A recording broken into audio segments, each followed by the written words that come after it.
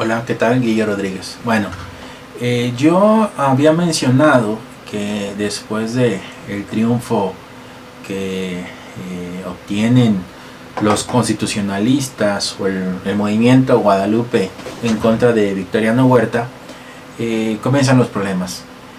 Carranza y Villa tienen dos proyectos políticos completamente diferentes. Carranza depende mucho de Obregón para ver si llega a un acuerdo con Doroteo Arango, como era el nombre de Francisco Villa. Se va a dar el encuentro en Torreón. Ahí repito, habían llegado a un acuerdo de convocar una convención. La primera convención se dio en la Ciudad de México, pero no asistieron todos los grupos revolucionarios.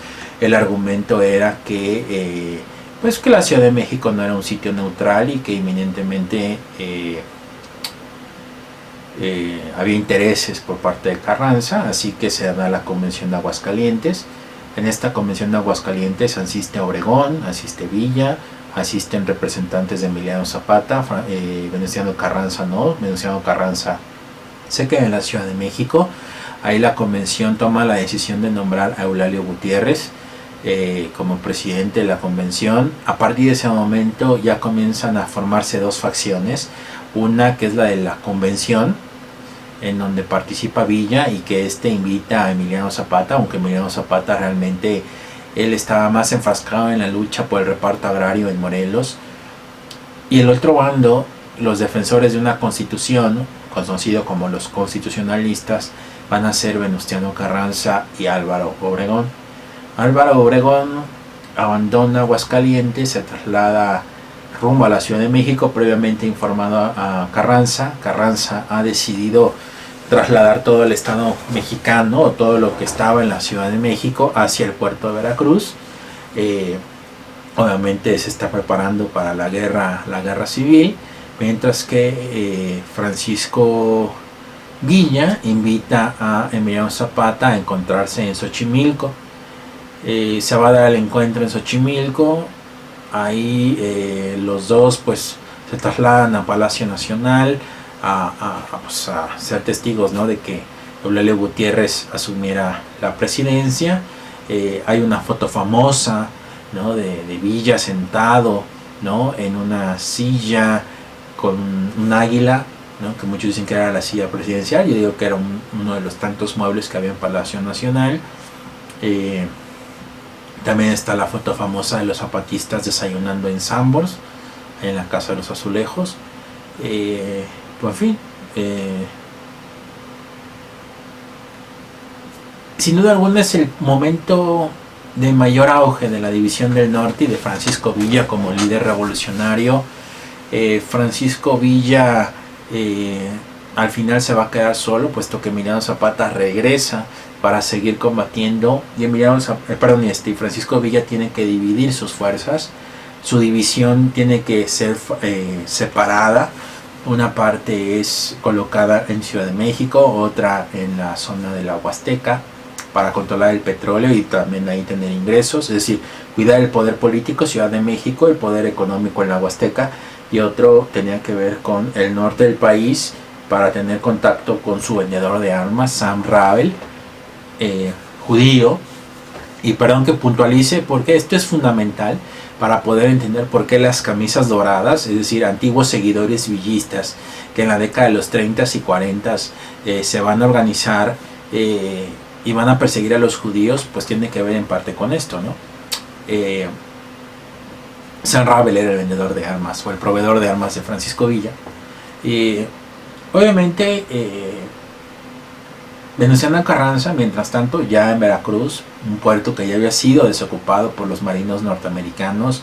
También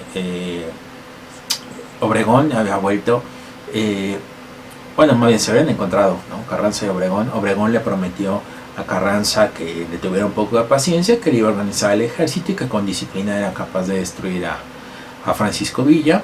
Obviamente los marinos norteamericanos, cuando abandonan el puerto de Veracruz, dejan armamento que les va a ser de gran utilidad a Venustiano Carranza y obviamente al propio Álvaro Obregón. También mencionar que Jesús Carranza, hermano de Venustiano, también se va a sitiar en Coatzacoalcos.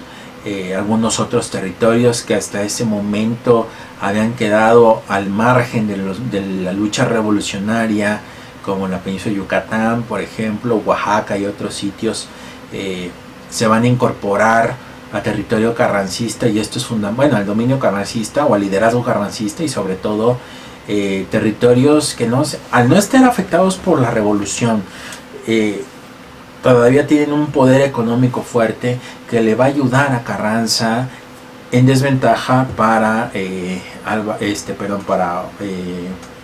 Francisco Villa. Cabe aclarar algo, también para este momento el propio Lalo Gutiérrez dejará de ser el presidente de la convención, lo van a ir sustituyendo Francisco Lagos Cházaro y Roque González Garza. En esta guerra de facciones es justo cuando se va a dar las batallas del Bajío, que son las más sangrientas y que son las más simbólicas, puesto que Obregón, con estrategia, con ametralladoras, con loberas, va a poder acabar con la caballería de Francisco Villa, algo que Villa lo hacía fuerte, ¿no? La caballería. Si bien al principio del enfrentamiento la artillería de Villa no era muy que digamos, no tenía tino, regresa Felipe Ángeles y las cosas comienzan a cambiar, digamos, como a equilibrarse, pero la falta de parque me refiero a armamento de balas, va a obligar a que el ejército de Villa se retire. En el Inter cabe aclarar que Álvaro Obregón en Santa Ana del Conde, cerca de Celaya, es víctima de la artillería villista y como resultado pierde su brazo derecho. Obviamente se va a recuperar en estos vagones hospital que habían sido habilitados para la campaña.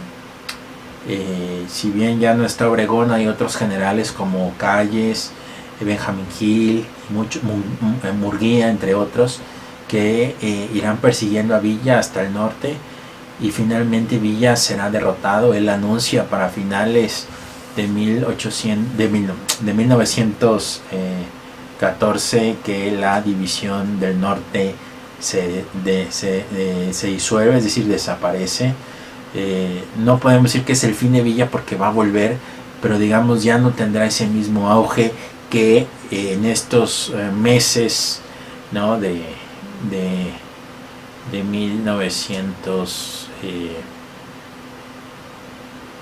estamos hablando de 1915, perdón, hacia finales de 1915. Entonces, en estos meses que van del 14 al 15, ¿no? Y obviamente cuando desaparece a finales de 1915, le permite a Venustiano Carranza hacerse el poder, asumir el rol de jefe político, jefe de la Constitución, primer jefe, convocar al Congreso en Querétaro para la constituyente del 17, ser electo presidente, pero bueno, eso lo veremos más adelante. Nos vemos, hasta luego.